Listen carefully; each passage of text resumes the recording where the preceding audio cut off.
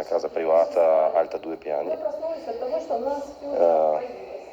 E ci siamo svegliati perché praticamente la casa, cioè, è crollata ed è andata addosso.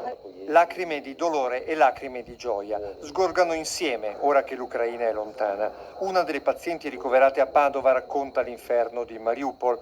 Tra chi è arrivato dalla guerra ci sono ferite, fratture e altre patologie che ora sono in cura nelle cliniche dell'azienda ospedaliera universitaria. Ci fa capire quanto sia per questi pazienti difficili, quanto per noi che siamo abituati a trattare tutti i giorni questo tipo di queste fratture per traumi stradali, eccetera, quanto invece una guerra possa creare tanti disagi e tante problematiche nella gestione di questi pazienti. Padova è un centro assolutamente di eccellenza in tanti settori e quindi il nostro ruolo, il nostro lavoro è proprio questo, accogliere anche queste persone in queste condizioni particolari di guerra.